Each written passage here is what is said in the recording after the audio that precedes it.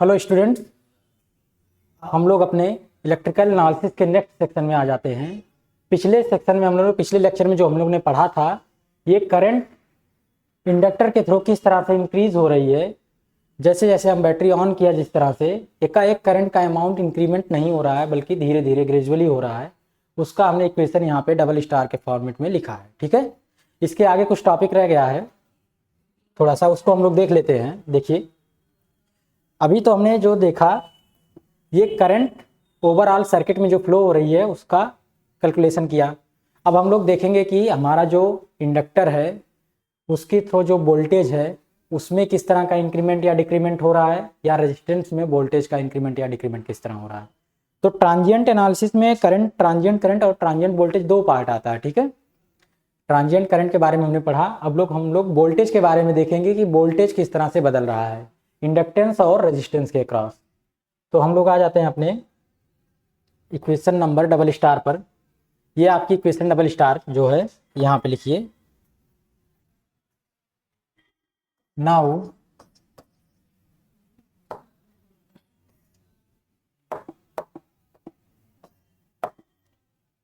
By equation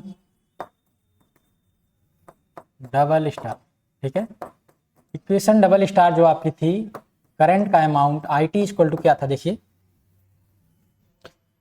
equation double star में जो आपका करंट का अमाउंट है वो I T equal to I not, ये मैक्सिमम करंट है, 1 minus E to the power minus T by tau. T आपका टाइम है और टाउ जो हो वो टाइम कांस्टेंट है, जिसकी वैल्यू आपकी आई थी एल बाई आर। देखिए, टाउ आपका टाइम कांस्टेंट है जिसकी वैल्यू एल बाई आर है। ये आपका जो इक्वेशन आया है डबल स्टार, इसके थ्रू हम लोग वोल्टेज देखते हैं किस तरह से इंक्रीज या डिक्रीज कर रहा है इंडक्टेंस और रेजिस्टेंस के अक्रॉस। तो हम लोग करते क्या है, इसको फिर से डेरिवेट कर देते हैं। ठीक है, डिफरेंशिएटिंग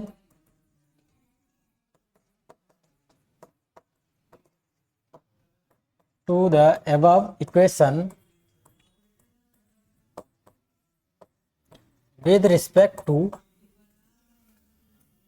टी, यानी टाइम के रिस्पेक्ट में इस इक्वेशन को आप डिफरेंशिएट कर दीजिए। देखिए क्या आता है, D I T by D T equal to I not.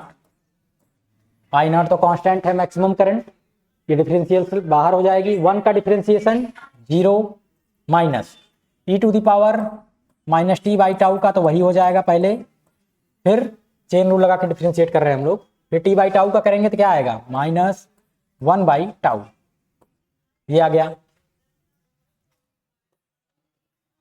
फिर आगे क्या लिखते हैं, देखिए, माइनस और माइनस का मल्टीप्लिकेशन प्लस हो जाएगा, ये वैल्यू आएगी i naught by tau into e to the power minus T by tau. ये आपकी d I T by D t आ गई। जो टाइम के रिस्पेक्ट में करंट है उसका डिफरेंशिएशन हमने टाइम के रिस्पेक्ट में करंट का किया है, ये आपकी वैल्यू आई है। थोड़ा सा मॉडिफाई करते हैं, डबल स्टार से e to the power minus T by tau की वैल्यू क्या होगी। देखिए, यहां से e to the power minus T by tau equal to, देखिए क्या होगा, 1 minus i T by i naught. ठीक है, ये वैल्यू होगी। इसको इक्वेशन नंबर 3 ले लीजिए, यहां पे वो वैल्यू पुट कर दीजिए, आई नॉट बाई टाउ, क्या वैल्यू है, e to the power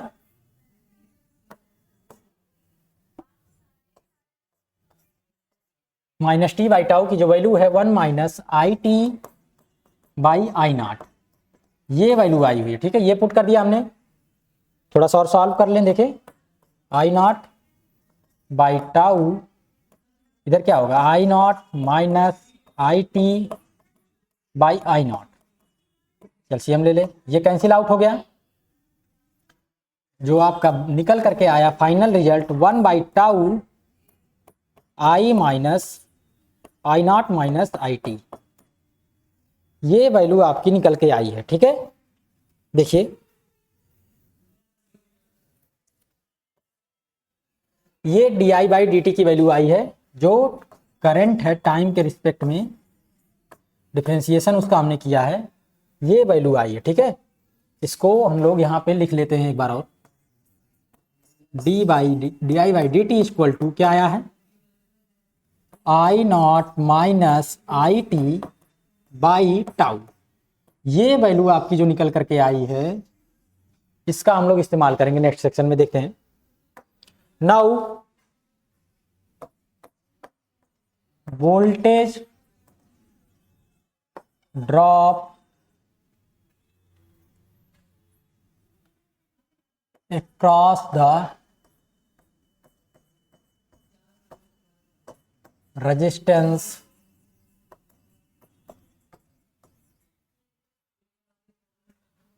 R। ठीक है,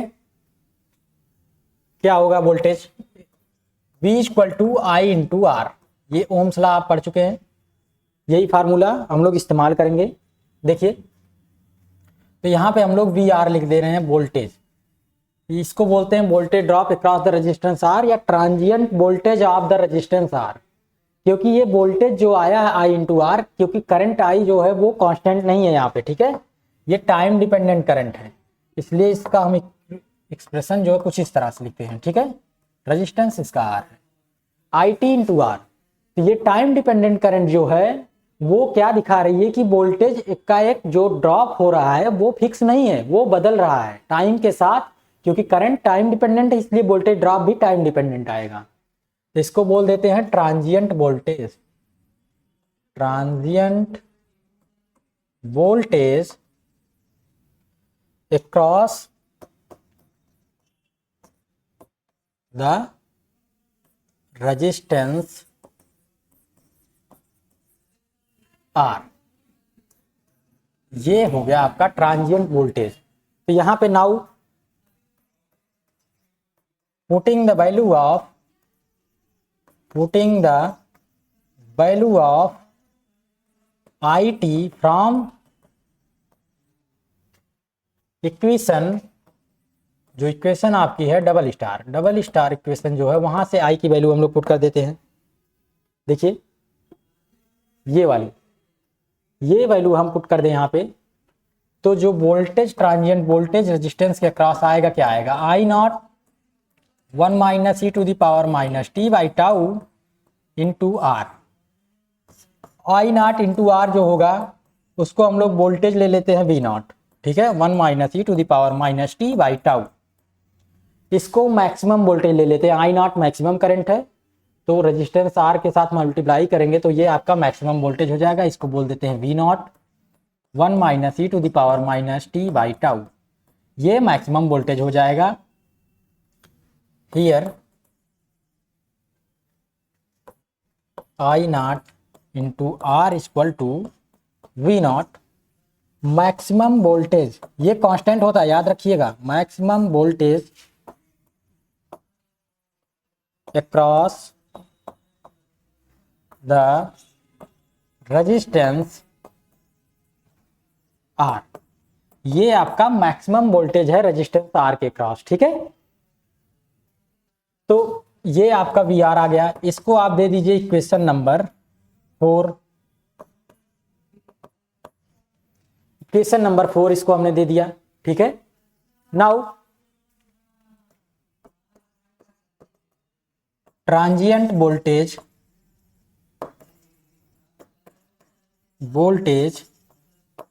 across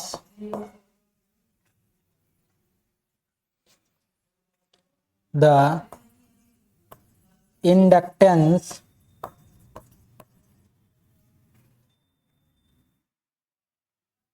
across the inductor, transient voltage across the inductor of the inductance L। ठीक है, जिसका इंडक्टेंस L है, तो उसके क्रॉस वोल्टेज जो होता है वो क्या आता है, E equal to minus L d i by D t, ये आता है। ठीक है, ध्यान दीजिएगा, ये आपका वोल्टेज ड्रॉप आता है इसके क्रॉस।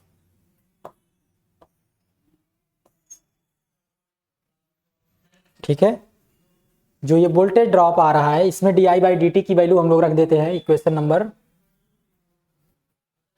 इसको हम 3, इसको 4 डाल दीजिए, उसको 5 कर दीजिए, ठीक है।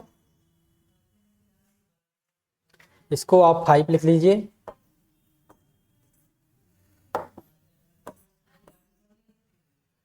नाउ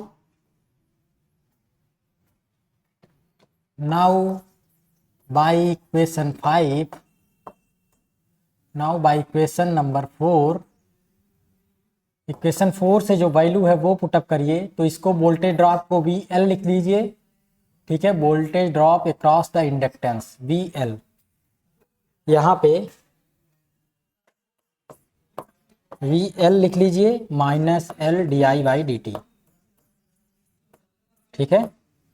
जो वोल्टेज है transient voltage across the inductance, ये फार्मूला हम लोग इस्तेमाल कर रहे हैं, ठीक है। VL -L di/dt की वैल्यू देखिए क्या आई है, ये वैल्यू आई है आपकी di/dt की, पिछले पेज में है आपकी, I0 - IT/τ, ये लिख लीजिए I0 - IT/τ, ठीक है। यहाँ पे ये हो गया। ध्यान दीजिएगा जो वोल्टेज है इसको हमने फार्मूला डायरेक्ट -L di/dt लिखा है, लेकिन इंडक्टिव सर्किट जो है देखो क्या कर रही है, जब यहाँ पे जो वोल्टेज ड्रॉप हो रहा है उसकी पोलैरिटी देखो ये अपोज कर रही है, यानी माइनस साइन के साथ ये वोल्टेज ड्रॉप लिखा जाएगा, ठीक है। याद रखिएगा ये जो वोल्टेज ड्रॉप है यहाँ पे माइनस साइन के साथ लिखा जाएगा, क्योंकि इसकी पोलैरिटी इस तरह से है कि करंट के इंक्रीमेंट का अपोज कर रही है, ठीक है। तो ये माइनस साइन के साथ लिखा जाएगा, पोलैरिटी इसकी डिफरेंट है। तो यहाँ पे पोलैरिटी आप इन्वॉल्व कर लीजिए, वो जो हमने नहीं किया है। आपका जो पोलैरिटी हो जाएगी वो माइनस साइन के साथ एक और माइनस लग जाएगा यहाँ पे, वो प्लस हो जाएगी, ठीक है। पोलैरिटी इसकी पॉजिटिव हो जाएगी, यानी जो निगेटिव साइन है वो हट जाएगा, क्योंकि ये तो नॉर्मल जनरल फार्मूला है, वोल्टेज ड्रॉप अक्रॉस या voltage across the inductance L, ये नॉर्मल फार्मूला है। लेकिन जब ये इस्तेमाल होगा फॉर दिस सर्किट, उस सर्किट के लिए जब हम इसको इस्तेमाल करेंगे तो यहाँ पे पॉजिटिव साइन आ जाएगा, क्योंकि पोलैरिटी जो है वो अपोजिट डायरेक्शन में है, तो ये +L di/dt आएगा, ठीक है, याद रखिएगा। तो यहाँ पे पॉजिटिव साइन लिख लीजिए। और अब इसको थोड़ा सा हम लोग आगे बढ़ाएं, तो di/dt की जो वैल्यू आई है वो ध्यान दीजिएगा वो क्या आई है, di/dt की जो वैल्यू आई है वो यहाँ से देखो इक्वेशन नंबर 3 में शायद हमने लिखा है di/dt की वैल्यू, ये तो आपकी इक्वेशन 3 हो गई। यहाँ पे ये है di/dt की वैल्यू ये आई है, ठीक है। ये वैल्यू हम लोग पुट कर देते हैं, इसको आप दे दीजिए इक्वेशन नंबर A। देखिए इक्वेशन गड़बड़ हो गई, जरूरत पड़ी हमें, इसको हमने इक्वेशन नंबर A नाम दे दिया है। तो ये इक्वेशन से आप वैल्यू पुट कर दीजिए, क्योंकि बार बार नेम बदलने से अलग अलग हो जाएगा, ठीक है। तो ये वैल्यू L di/dt जो हमने वैल्यू पुटअप की है, इसकी जगह पे हम लोग क्या लिख देते हैं, वो वैल्यू पुटअप करते हैं। इस वैल्यू से कुछ काम नहीं होगा, क्योंकि इसको फिर सॉल्व करना पड़ेगा। इससे अच्छा है कि पीछे से ही वो वैल्यू पुटअप की जाए जहां तक हमें सॉल्व करना है, वो हम सॉल्व कर चुके हैं, एक बार हम लोग सॉल्व कर चुके हैं यहाँ तक। I0/τ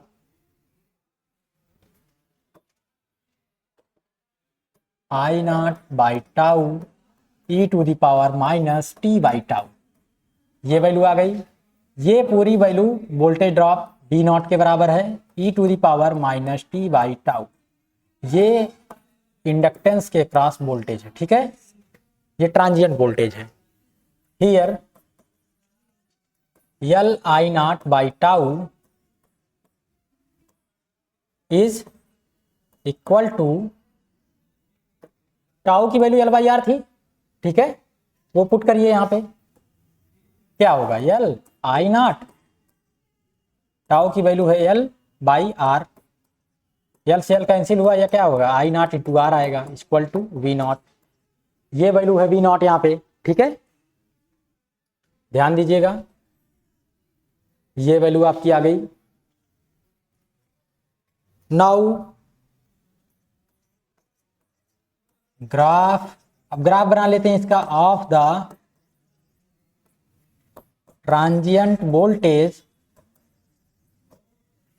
इसका ग्राफ देखें कैसा होगा। ट्रांजिएंट वोल्टेज, इसको इक्वेशन कुछ दे दीजिए। देखिए जो ये इक्वेशन 5 है इसको 6 दे दीजिए नाम। Transient voltage across the resistance R and inductance L, ठीक है। ग्राफ इसका कैसा होगा देखिए, ये ग्राफ बड़ा इंपॉर्टेंट है, ये बहुत कुछ बताता है आपको।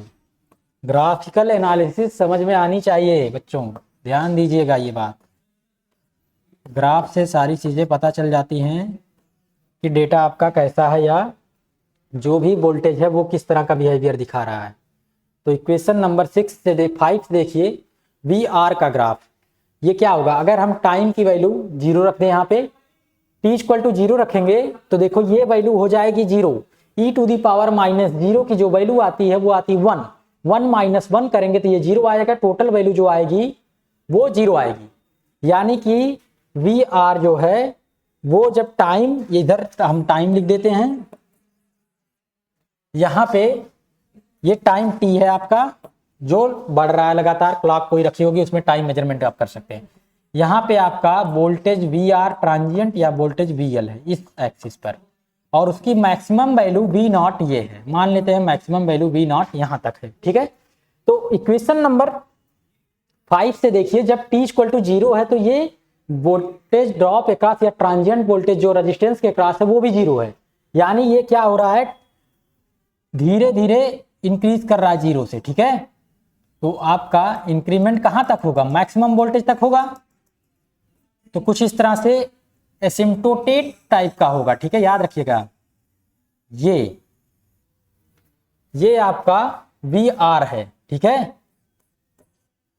Transient voltage across the resistance. और इक्वेशन नंबर 6 से देखिए जब t इक्वल टू 0 है तो ये वैल्यू वी नॉट आ रही है, यानी टाइम जब 0 है तो ये मैक्सिमम है। और धीरे धीरे क्या हो रहा है, ये टाइम की वैल्यू बढ़ाते जाइए। देखिए एक्सपोनेंशियल माइनस में है, जब ये टाइम की वैल्यू बढ़ती जाएगी तो ये वैल्यू डिवाइड में होगा e⁻t/τ, इसकी वैल्यू बढ़ती जाएगी। जो डिवीजन वाले डिनोमिनेटर की वैल्यू जब बढ़ती जाएगी तो वो वैल्यू जो टोटल वैल्यू आएगी वो घटती जाएगी, ठीक है। किसी भी फ्रैक्शन में जब हम डिनोमिनेटर की वैल्यू बढ़ाते जाएंगे, एक मिनट देखिए ग्राफ थोड़ा सा गड़बड़ हो गया, डिनोमिनेटर की वैल्यू बढ़ाते जाएंगे तो वैल्यू जो उस फंक्शन की आती है वो लगातार घटती जाती है, ठीक है। तो कुछ इस तरह से घटती हुई जाएगी और 0 कहां पे होगी, बहुत ही दूर टाइम, मतलब 0 कभी यहाँ पे आइडियली 0 हो पाना बड़ा मुश्किल है। जब time t equal to infinity होगा यानी बहुत लंबे टाइम के बाद वो वैल्यू 0 आती है, ठीक है। तो ये आपका transient voltage across the resistance और इंडक्टेंस के बीच में ये ट्रांजिएंट वोल्टेज का ग्राफ है। हम लोगों ने करंट का ग्राफ देखा, करंट का ग्राफ देखा, वो ग्राफ कैसा था देखो, ये ग्राफ देखा था हम लोगों ने करंट का। इसमें हम लोगों ने अलग अलग τ1 और τ2 के रिस्पेक्ट में देखा था। ये भी थोड़ा समझ लीजिए, हो सकता है उस दिन आपको थोड़ा कम समझ में आया हो, टाइम कम था, हमने जल्दी लेक्चर एंड कर दिया। यहाँ समझा देता हूँ। देखिए जब भी τ1 की वैल्यू आप कम लेंगे यानी L/R जो रेशियो है ये कम आएगा तो ग्राफ जो है वो इंक्रीमेंट देखिए किस तरह से हो रहा है, बहुत ही तेजी से हो रहा है। क्यों तेजी से हो रहा है, क्योंकि जब t/τ यानी टाउ की वैल्यू जब कम होगी तो e⁻t/τ की वैल्यू क्या होगी, सोचिए। जब टाउ की वैल्यू कम होगी तो t/τ की वैल्यू अधिक होगी और e⁻t/τ की भी वैल्यू अधिक होगी, और माइनस साइन लगा दिया तो इसकी वैल्यू टोटल कम आएगी, ठीक है। तो 1 में से जब सब्ट्रैक्ट करेंगे तो ये वैल्यू जब अगर कम आएगी, मिनिमम आएगी, तो ये वैल्यू 1 में से सब्ट्रैक्ट करने के बाद अधिक से अधिक आएगी, ठीक है। तो जब ये वैल्यू का मान बढ़ेगा तो I0 जो करंट है वहां पे रीच करने में इसको बहुत कम समय लगेगा, ठीक है, ये टाइम बहुत ही कम लगेगा। लेकिन जैसे जैसे हम लोग टाउ की वैल्यू बढ़ा देंगे तो ये जो इंक्रीमेंट हो रहा है ग्राफ में ये आपको दिखेगा कि थोड़ा स्लोअर हो जा रहा है, ठीक है। करंट का अमाउंट में इंक्रीमेंट जो है वो स्लोअर हो रहा है। ये आप अलग अलग वैल्यू पुट करके कैलकुलेटर से निकाल करके देख लेंगे किस तरह से ग्राफ आपका बढ़ रहा है या घट रहा है, ठीक है। ये कुछ प्रोग्रामिंग भी होती है, वहाँ पे ये ग्राफ बना के भी देख सकते हैं। टाउ की वैल्यू अलग अलग पुट करिएगा, ग्राफ बन के चला आएगा। तो माइक्रोसॉफ्ट MS ऑफिस में या माइक्रोसॉफ्ट एक्सेल एक ऐप है, उसमें भी मोबाइल में आप ये फंक्शन पुट लिख करके, जिनको आता है वो लिखना, वो लिख करके चेक कर सकते हैं, या जावा प्रोग्रामिंग के थ्रू पाइथन जो इस्तेमाल करते हैं बच्चे पढ़े होंगे, वहाँ से भी पुट करके देख सकते हैं। और इस तरह से मैन्युअली समझना हुआ तो आपको वैल्यू कैलकुलेट करके थोड़ा सा देखनी होगी, तो आप इसको समझ जाएंगे कि वैल्यू किस तरह से बदल रही है टाउ के रिस्पेक्ट में। ठीक है, ये वैल्यू थी। और टाइम कांस्टेंट की एक डिफिनीशन जो रह जा रही थी उसको हम लोग थोड़ा देख लेते हैं। टाइम कांस्टेंट टाउ की डिफिनीशन देख लेते हैं। ठीक है, टाइम कांस्टेंट टाउ जो है वो क्या था? टाइम कांस्टेंट टाउ जो था, एक डिफिनीशन तो थी, ratio of the inductance and resistance r in the circuit is called time constant. दूसरी डिफिनीशन जो बन के आती है वो इस इक्वेशन से बन के आएगी। देखो,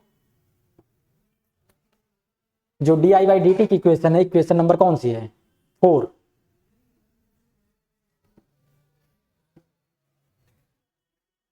from equation 4 d i by D T equal to क्या है? देखो, d i by D t जो आया है i naught minus i T by tau when t equal to 0। जब टाइम 0 है तो आई टी की जो वैल्यू आएगी वो क्या आएगी? वो भी 0 आएगी। तो d i by D T क्या आएगा आपका? उसकी वैल्यू जो आएगी वो आई नॉट बाई टाउ आएगी। ठीक है, यहां ध्यान दीजिए, ये आ गया। तो टाइम कांस्टेंट की डिफिनीशन क्या हो गई? Here time taken bye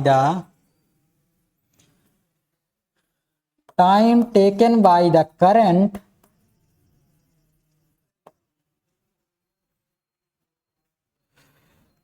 to reach its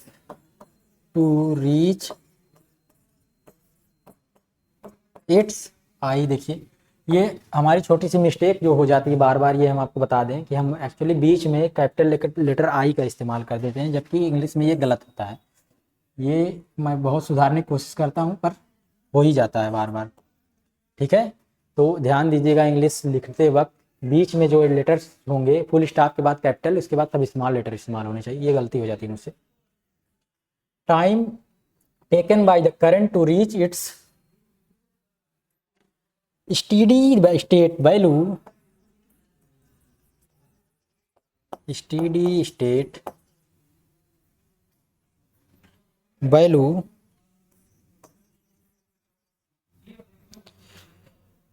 provided that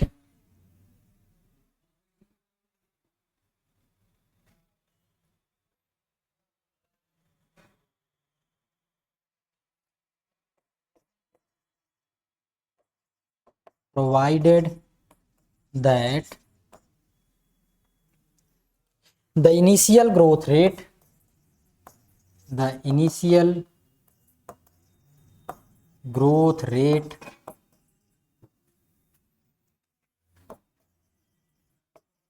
is maintained।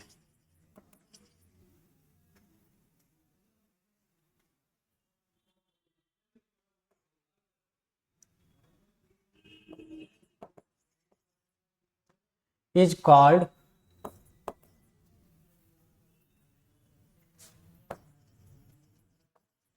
Time constant. ठीक है, ध्यान से देखिए, थोड़ी सी अटपटी सी डिफिनीशन है। पहली डिफिनीशन तो बड़ी आसान है, जो टाइम कांस्टेंट टाउ की जो पहली डिफिनीशन है एल बाई आर आती है, ratio of the inductance of the circuit and the resistance is called the time constant. दूसरी डिफिनीशन जो है वो क्वालिटेटिव डिफिनीशन है, यानी इंटरनल प्रॉपर्टी जो शो करती है इस इक्वेशन की। यहाँ से देखिए, time taken by the current to reach its steady state value provided that the initial growth rate is maintain is called time constant. यानी कि जो टाइम कांस्टेंट टाउ है वो उस तरह का टाइम है कि ये स्टेडी स्टेट वैल्यू तक पहुंचने में कितना समय लग रहा है, इस करंट के इंक्रीमेंट में आई नॉट तक पहुंचने में जो टाइम लग रहा है, वही टाइम जो है वो आपका टाइम कांस्टेंट टाउ के फॉर्मेट में लिखा जा रहा है। ठीक है, ग्रोथ रेट जो है आपकी वो मेंटेन्ड होनी चाहिए। जो डिफिनीशन आती है, एक तो होती है time taken by the current to reach the 63% of the, यहाँ से देखो एक डिफिनीशन जो यहाँ से आती है वो क्या कहती है कि जो टाइम है time taken by the current to reach of the 63% of its maximum value is called time constant. यानी जितना समय जिसमें करंट आई टी 63% तक इंक्रीज हो जाए, मैक्सिमम का 63% पार्ट इंक्रीमेंट हो जाए उसमें, तो उस टाइम को जो सर्किट उतना समय लेगी वहां तक पहुंचने में, उसको टाइम कांस्टेंट टाउ बोलते हैं। ठीक है, ये डिफिनीशन है। दूसरी डिफिनीशन जो आपकी है थोड़ी सी क्वालिटेटिव डिफिनीशन है, ध्यान दीजिएगा। Time taken by the current to reach its steady state value provided that the initial growth rate is maintained is called time constant. ठीक है, ये थोड़ी सी अलग डिफिनीशन है, को भी लिख सकते हैं आप जरूरत पड़ने पर। ठीक है, तो यहां तक हमने पढ़ा। अब हम लोग जो करंट में इंक्रीमेंट हो रहा था ग्रेजुअली, उसके बारे में पढ़ चुके हैं। अब हम लोग अपने नेक्स्ट टॉपिक में आते हैं। ये फर्स्ट पार्ट आपका था, देखिए जो पहला पार्ट था वो ग्रोथ था पहला। ठीक है, growth and decay current in an inductance circuit, first part इसको डाल दीजिए, ये केवल ग्रोथ था। ठीक है, अब सेकंड पार्ट जो हम लोग पढ़ेंगे वो है डीके। तो अलग अलग क्वेश्चन पूछता है, उसके अकॉर्डिंग आप लोग अलग अलग इसमें कैलकुलेशन करेंगे। ठीक है, जो आपका सेकंड पार्ट होगा वो है डीके, इसको बी दे दीजिए नाम। यानी कि करंट का अमाउंट सर्किट में जब कम हो रहा हो। तो पहले सर्किट बनाइए, सर्किट डायग्राम, वही सर्किट डायग्राम वही होगा, एक इंडक्टेंस होगा, एक रेजिस्टेंस होगा। ठीक है, यहाँ पे एक बैटरी कनेक्ट होगी। ठीक है, यहाँ पे एक स्विच लगी होगी और यहाँ पे एक स्विच लगी होगी, ये स्विच नंबर 1, ये स्विच नंबर 2। तो इस बार हम लोग क्या करेंगे, स्विच को 2 से कनेक्ट करेंगे। ठीक है, याद रखिएगा, बैटरी को डिस्कनेक्ट कर देंगे, बैटरी को हम लोग डिस्कनेक्ट कर देंगे। जैसे ही हम लोग बैटरी को डिस्कनेक्ट करेंगे, ध्यान दीजिएगा, जैसे ही बैटरी को डिस्कनेक्ट करेंगे जो करंट का अमाउंट घटने लगेगा। आइडियल केस क्या होता है, बैटरी डिस्कनेक्ट की करंट 0, पर ऐसा नहीं होगा, वो घटेगा। किस अमाउंट में घटेगा, मान लेते हैं ये इंडक्टेंस L है, ये रेजिस्टेंस R, करंट IT कुछ ये फ्लोएंट हो रही थी, ये घटनी शुरू हो जाएगी। जैसे ये घटनी शुरू होगी, पिछला वाला देखिए ध्यान से,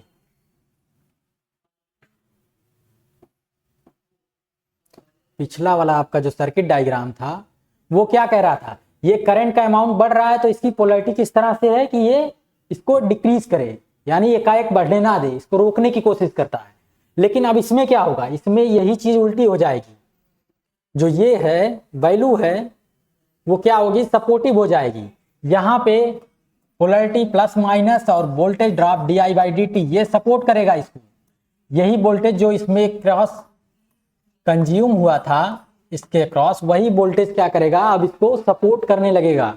ये वोल्टेज जो L di/dt है इसके सपोर्ट में आ जाएगा। ठीक है, याद रखिएगा, ये वोल्टेज इसके सपोर्ट में आ जाएगा और ये पोलैरिटी तो करंट की डायरेक्शन के हिसाब से लिखी जाएगी IT। ठीक है, तो करंट एकाएक 0 नहीं होगी, वो धीरे धीरे डिक्रीज करेगी। तो कुछ इस तरह से पोलैरिटी हो जाएगी, जो सर्किट डायग्राम आपका उसमें इतनी चेंजिंग आएगी, इंडक्टेंस के क्रॉस चेंजिंग आएगी, उसकी पोलैरिटी इसको सपोर्ट करने लगेगी। तो now applying Kirchhoff voltage law in the circuit, हम लोग किरचॉफ वोल्टेज लॉ सर्किट में अप्लाई करते हैं। तो देखो, voltage drop across the inductance L di/dt plus IT into R voltage drop across the resistance equal to 0। क्योंकि battery का disconnection हो गया, बैटरी कनेक्टेड नहीं है, इसलिए जो बैटरी वाला टर्म हो वो हट गया यहाँ से वोल्टेज। इसको थोड़ा सॉल्व करो, dit/dt को I ही लिखो, करंट I है यार, बस जानते रहो कि टाइम के रिस्पेक्ट में है। ठीक है, याद रखो इसको। यहाँ से हम लोग क्या करते हैं, थोड़ा सा और कैलकुलेशन करते हैं। L di/dt equal to minus I into R di/I into R equal to L dt/L। ठीक है, कुछ ये हो गया। अब क्या करें, माइनस साइन इधर कर दो और आर को भी रिप्लेस कर दो।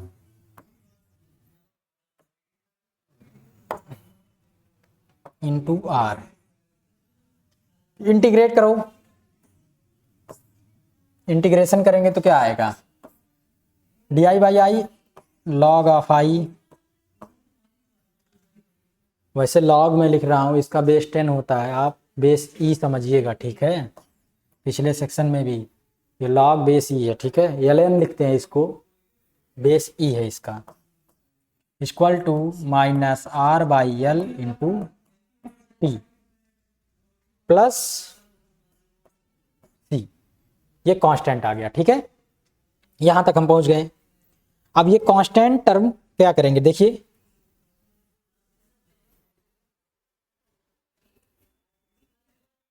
जब हमने बैटरी को डिस्कनेक्ट किया उस समय हम टाइम को t इक्वल टू 0 ले रहे हैं। व्हेन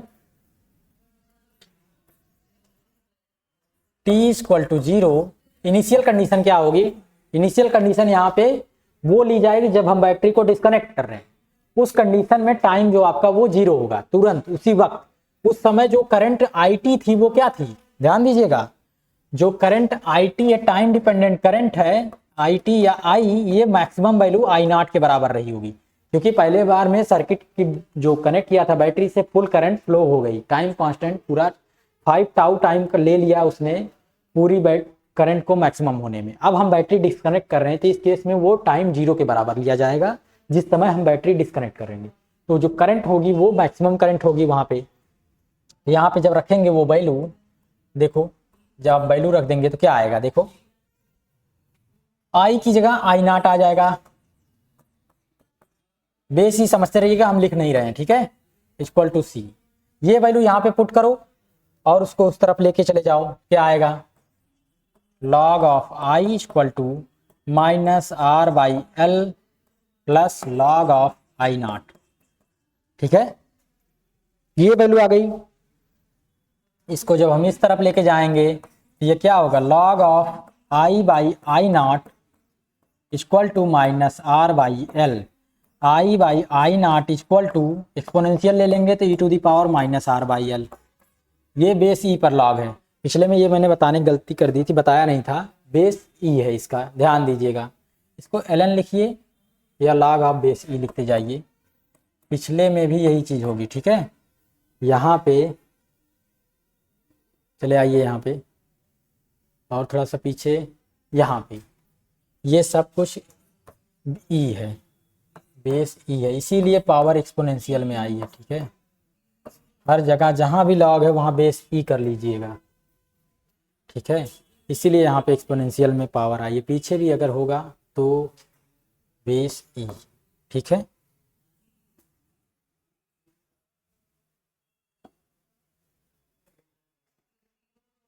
ये हो गया। यहां से I की वैल्यू निकाल लीजिए। I की वैल्यू क्या आएगी, I0 e to the power minus are by L, ये वैल्यू आ गई। ये टाइम डिपेंडेंट करंट है, याद रखिएगा। इसको इक्वेशन नंबर डाल दीजिए 1, पहली इक्वेशन डाल देते हैं, वैसे इसी की जरूरत पड़ेगी, ठीक है। इक्वेशन नंबर 1 डाल दीजिए।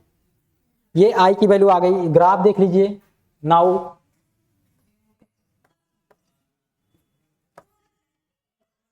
ग्राफ ऑफ द, यहाँ पे देखिए थोड़ी सी और मॉडिफिकेशन कर लीजिए, एक मिनट, थोड़ी सी गलती हो गई। 1 इसको मत लीजिए, थोड़ा सा और आगे चले जाइए, इसको बोल देते हैं I by equal to I0। ध्यान दीजिएगा यहाँ पे t का मल्टीप्लाई है, वो छूटता चला गया, तो यहाँ पे t है, e to the power minus T by tau, ठीक है। टाउ की वैल्यू यहाँ पे पुट कर देते हैं, इसको इक्वेशन नंबर 1 लीजिए। Here tau equal to L by R, ठीक है। ये टाउ की वैल्यू है एल बाई आर, ये आपका शायद दिख नहीं रहा होगा, इसको हम लोग इतना कोने ना लिखें, यहाँ पे लिख देते हैं, here tau equal to L by R, ये पुट किया गया, ठीक है। ध्यान दीजिएगा, साथ साथ आप नोट्स बनाते चलिए। कुछ चीज़ें हो सकता है लिखने में मिस्टेक भी हो जाए, पर उसको हम लोग सुधार रहे हैं। और ये नोट्स बहुत इंपॉर्टेंट होगी आपकी, इसको समझते हुए जब बनाएंगे तो आप अपने तरीके से लिख जाएंगे। कुछ है नहीं यहाँ पे, बस ये कंडीशन है कि आपको इंटीग्रेशन, डिफरेंशिएशन, ये सारी चीज़ें इंटरमीडिएट से आनी चाहिए ठीक तरीके से। ठीक है, अगर वो आपको आ रही है तो इसकी एनालिसिस किस तरह करनी है हम लोग आसानी से कर सकते हैं। अगर आपको वो चीज़ नहीं आ रही, वो आपका पार्ट वीक है, तब दिक्कत होगी। ध्यान दीजिएगा, तब आपको सीखना होगा इंटीग्रेशन और डिफरेंशिएशन किस तरह से करेंगे। वैसे मैक्सिमम बच्चे जो यहाँ पे यूनिवर्सिटी में एडमिशन पाते हैं या उससे एसोसिएटेड कॉलेज में एडमिशन पाते हैं, उनको ये चीज़ ज़रूर आती रहती है, क्योंकि एंट्रेंस निकालना इतना आसान नहीं होता यूनिवर्सिटी का। और बिना इंटीग्रेशन, डिफरेंशिएशन या कैलकुलस पढ़े वो एंट्रेंस नहीं निकाल पाएंगे, ये तो तय है। उन्हें ये चीज़ आनी चाहिए ठीक तरीके से। ठीक है, तो जब ये चीज़ आती रहेगी तो आप आसानी से इसका कैलकुलेशन कर सकते हैं। ठीक है, ध्यान दीजिए। Now graph of the equation 1 will be, इसका ग्राफ देख लीजिए कैसा होगा। टाइम के डिक्रीमेंट का ग्राफ, जब टाइम t की वैल्यू 0 है तो देखो क्या हो रहा है, करंट की वैल्यू है मैक्सिमम। ये ग्राफ खुद ही बता रहा है, t इक्वल टू 0 को e to the power minus 0 1 value I naught. अगर मैक्सिमम वैल्यू आई नॉट यहाँ पे है तो होगा क्या, ये घटना शुरू हो जाएगा कुछ इस तरह से। ठीक है, ये ग्राफ हुआ। अगर हम अलग अलग टाउ के लिए देखें, ध्यान दो, टाउ की वैल्यू जब स्मॉल ले लो तब क्या होगा, और टाउ की वैल्यू जब लार्ज ले लो तब क्या होगा। टाउ की वैल्यू जब स्मॉल होगी तो स्मॉल में क्या था, करंट जितनी तेजी से बढ़ा था उतनी तेजी से घटेगा भी, याद रखिएगा। तो शॉर्टकट नहीं अपनाना चाहिए लाइफ में, थोड़ा संघर्ष भी करना चाहिए। तो इसने शॉर्टकट तरीके से अपने आप को बहुत तेजी से इंक्रीमेंट किया, तो उतनी तेजी से डिक्रीमेंट भी इसका हो गया। ये आपका लाइन जो बता रही है वो करंट, मैक्सिमम करंट को बता रही है। ठीक है, आई नॉट को। जब टाउ की वैल्यू थोड़ी सी अधिक ले लें, एल बाई आर का रेशियो थोड़ा अधिक ले लें, तो डिक्रीमेंट जो हुआ वो कुछ इस तरह से हो रहा है। ठीक है, थोड़ा सा धीमे हो गया, ये टाउ लार्ज है। यहाँ पे आई टी दिखाया गया, करंट, टाइम डिपेंडेंट करंट, यहाँ पे टाइम है एक्स एक्सिस पे टी। ठीक है, ये आपका ग्राफ हो गया जो ड्रॉप आउट का ग्राफ है। यहाँ पे देखिए, यहाँ से भी टाइम कांस्टेंट की डिफिनीशन देख सकते हैं। इक्वेशन 1 लिख दीजिए, क्या है, i equal to I naught e to the power minus T by tau. देखिए, when small t equal to tau then i equal to 0.368 of i naught. ठीक है, जब हम लोग टाइम कांस्टेंट के अबाउट टाइम ले लेंगे तो जो वैल्यू आएगी इसका 0.36 आई नॉट आएगी। ठीक है, यहाँ पे कुछ जो वैल्यू होगी ये मान लेते हैं 0.368 ऑफ आई नॉट, यानी 36% बचेगी। और यहाँ पे पहला टाइम कांस्टेंट होगा टाउ, यहाँ पे दूसरा टाइम कांस्टेंट लार्ज वाला होगा। ठीक है, तो देखिए दूसरे वाले के लिए टाइम कांस्टेंट अधिक है तो वो यहाँ तक पहुँचने में अधिक समय लेगा, पहला वाला बहुत जल्दी ही घट जाएगा 36% पर। ठीक है, इसी तरह से जब हम लोग 5 टाउ टाइम का समय लेंगे तो जो आई की वैल्यू आएगी जो निकल करके आती है वो आपकी 0.0067 ऑफ आई नॉट, यानी लगभग टाइम कांस्टेंट का 5 टाइम्स यानी 5 गुना ले लेते हैं समय अगर हम लोग, तो करंट का अमाउंट लगभग 0 पहुंच जाएगा। ठीक है, तब ये टाइम कांस्टेंट पे डिपेंड करेगा कि वैल्यू कितनी तेजी से डिक्रीज कर रही है, और वहां पे टाइम कांस्टेंट पे डिपेंड कर रहा था वैल्यू कितनी तेजी से इंक्रीज कर रही है। तो ये आपका स्टडी हो गई। यहाँ से फिर टाइम कांस्टेंट की आप वैल्यू लिख सकते हैं। नाउ इस कंडीशन में वोल्टेज देख लीजिए। नाउ वोल्टेज, या इसको बोले ट्रांजिएंट वोल्टेज, क्योंकि ये बदल रहा है, स्टेडी स्टेट नहीं है। नाउ देखिए स्टेडी स्टेट कंडीशन के बारे में हम लोग नहीं पढ़ रहे हैं, ट्रांजिएंट कंडीशन ही पढ़ रहे हैं, ध्यान दीजिएगा। ट्रांजिएंट वोल्टेज, स्टेडी स्टेट में कुछ है नहीं, बस वैल्यू कांस्टेंट हो गई, वो कंडीशन स्टेडी स्टेट पे चली गई। ट्रांजिएंट वोल्टेज जब बढ़ रही या घट रही तभी मायने रखता है, यानी जब कुछ परिवर्तन हो रहा है तभी लोग ज़्यादा एनालिसिस करते हैं, अगर परिवर्तन नहीं होगा तो एनालिसिस नहीं होती है, ठीक है, ये स्टेटमेंट याद रखिएगा। जब भी परिवर्तन होता है तो उसकी एनालिसिस थोड़ी गहराई से होती है, लोग ज़्यादा ध्यान देते हैं, कुछ चीज़ें बदल रही हैं। आप ज़िंदगी में जब रोज़ वही का वही देखेंगे बहुत ध्यान नहीं देंगे, आश्चर्य नहीं देखेंगे कहीं, लेकिन जब कुछ अलग होगा, कुछ नया होने लगेगा, तब आप ध्यान देंगे कि क्या हो रहा है, ठीक है, नहीं तो लोग ध्यान नहीं देते हैं। तो यहाँ पे वही चीज़ हो रही है कि वोल्टेज जो है वो बदल रहा है या करंट बदल रही है, तो उसकी एनालिसिस हम लोग करें। Transient voltage about resistance R and inductance L, ये नाम हम लोग केवल नोटेशन से लिख रहे हैं ताकि हमको लिखने में थोड़ी सी जल्दी हो। तो वी आर जो होगा वो क्या होगा, आई इंटू आर, ये होता है इसके क्रॉस वोल्टेज ड्रॉप। आई की वैल्यू जो आई है देखो यहाँ से, i naught e to the power minus T by tau,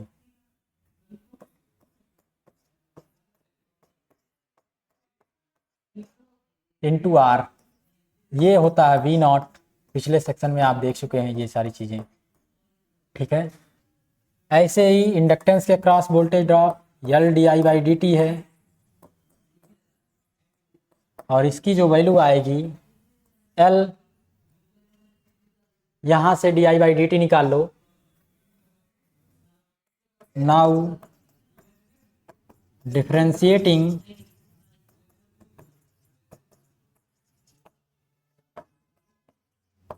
equation 1 ही था, ये 1 with respect to t, time के रिस्पेक्ट में डिफरेंशिएट कर दीजिए, तो d i by D t जो आएगी वो क्या आएगी देखो, i naught e to the power minus T by tau और बाई टाउ माइनस साइन के साथ, ठीक है। ये इक्वेशन नंबर 2 ले लीजिए, इनको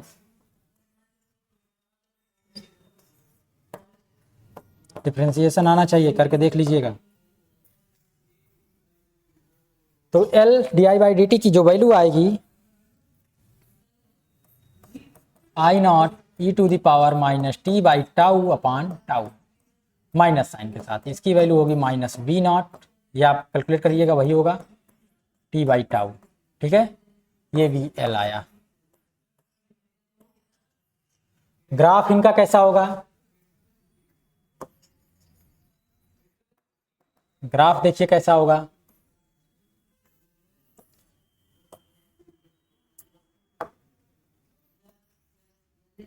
इनके ग्राफ की एनालिसिस हम लोग देख लेते हैं। एक्सपोनेंशियल का ग्राफ आएगा तभी ये ग्राफ समझ में आएगा, ये भी इंपॉर्टेंट है, ध्यान दीजिएगा। एक्सपोनेंशियल फंक्शन का ग्राफ किस तरह से बनता है ये इंपॉर्टेंट है, तभी समझ में आएगा। मान लेते हैं मैक्सिमम वोल्टेज वी नॉट यहाँ पे है, ठीक है, तो ग्राफ में यहाँ पे माइनस वी नॉट भी शामिल है, इसलिए अब हमको निगेटिव साइन में भी जाना पड़ेगा, इसलिए जो वैल्यू है कुछ इस तरह से बीच से बना दो। यार स्ट्रेट लाइन नहीं ड्रा हो रही मुझसे,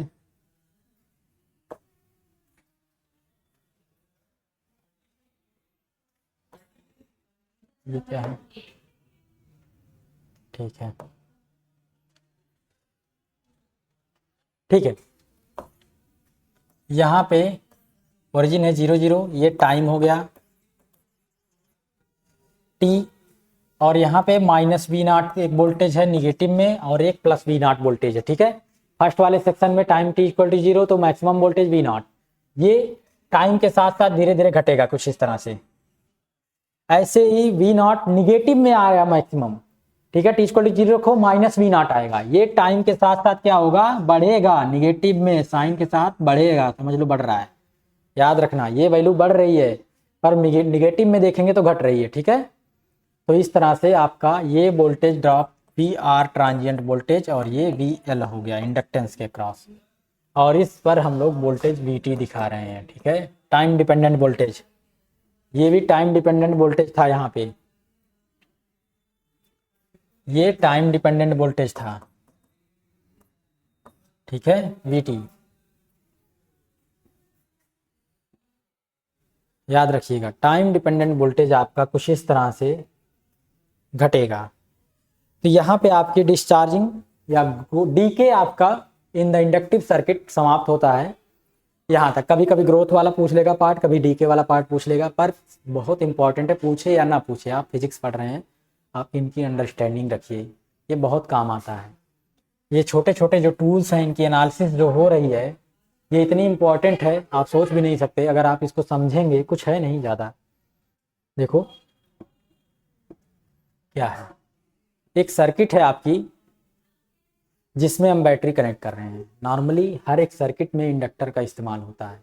जो आपकी कॉइल है उसमें इंडक्टर का इस्तेमाल होता है। नॉर्मल जितने भी वायर हैं वो कुछ इंडक्टिव बिहेवियर रखते हैं। आपको हमने बताया था, कोई भी वायर, कोई भी सर्किट एलिमेंट होगा उसमें रेजिस्टेंस, इंडक्टेंस और कैपेसिटेंस का पार्ट इंक्लूड होता है हमेशा। तो वो जब इफेक्टिव होगा तब उसकी एनालिसिस की जाती है, जब अधिकतर हम इग्नोर कर देते हैं। और जब वो पार्ट इफेक्टिव वे में आएगा तो उसकी एनालिसिस करनी होगी। तो वो एनालिसिस कुछ इस तरह से की जाएगी, इंडक्टर की, रजिस्टर की और कैपेसिटर की। हम लोग यहाँ पे वही चीज़ पढ़ रहे हैं, ठीक है। तो हमने एनालिसिस में ग्रोथ और डीके के बारे में पढ़ लिया है। नेक्स्ट सेक्शन हम लोग अपने कैपेसिटर के बारे में आ जाएंगे। कैपेसिटर में चार्जिंग और डिस्चार्जिंग के बारे में पढ़ेंगे, ठीक है। रजिस्टेंस का पार्ट इसलिए नहीं पढ़ेंगे क्योंकि रजिस्टेंस में करंट का कोई चार्जिंग डिस्चार्जिंग टाइप का कुछ नहीं होता। ये करंट के पाथ में क्या करता है, अवरोध उत्पन्न कर देता है, यानी उसको रोकने की कोशिश करता है, कुछ डिस्टर्बेंस लेके आता है। इसमें जो करंट का होता है स्टोरेज या चार्ज का स्टोरेज या कुछ ऐसा नहीं होता है। ये प्योर रजिस्टिव सर्किट के बारे में हम बात कर रहे हैं, ठीक है। अगर प्योर रजिस्टेंस है तो इसलिए इसका पार्ट नहीं कुछ इनबिल्ट है पढ़ाई में। जो आपका पार्ट है वो केवल कैपेसिटर का ही है। अब आगे हम लोग कैपेसिटर की चार्जिंग और डिस्चार्जिंग के बारे में पढ़ेंगे। जो चीज़ इंपॉर्टेंट है आपकी उसके बारे में हम लोग पढ़ेंगे, वो हम लोग का नेक्स्ट सेक्शन में शुरू होगा, चार्जिंग और डिस्चार्जिंग। इसके बाद ये आपकी यूनिट कुछ कंप्लीट हो जाएगी, ये चैप्टर कंप्लीट हो जाएगा। चार्जिंग और डिस्चार्जिंग वाला थोड़ा पार्ट लंबा है तो ध्यान से पढ़िएगा उसको भी हम लोग पढ़ेंगे, एनालिसिस करेंगे। फिजिक्स में इंपॉर्टेंट होता है जो इक्वेशंस लिखी गई हैं उनकी मीनिंग को समझना।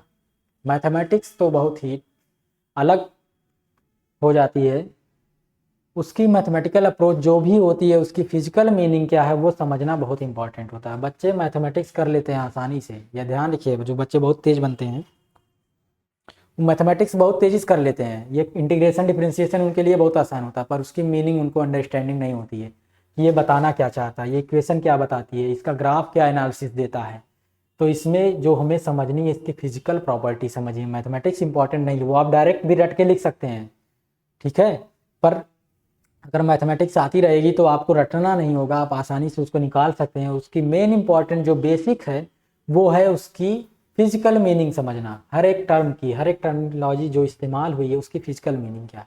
जब उसकी अंडरस्टैंडिंग हो जाएगी तो कभी बोझ नहीं लगेगा। फिजिक्स बहुत ईजी होती है, बस इसको समझना आना चाहिए। बच्चे समझ नहीं पाते हैं इसलिए भागने लगते हैं, ठीक है। जब समझेंगे तो बहुत इंटरेस्टिंग है, ठीक है। Thank you. नेक्स्ट सेक्शन हम लोग देखेंगे अगले दिन।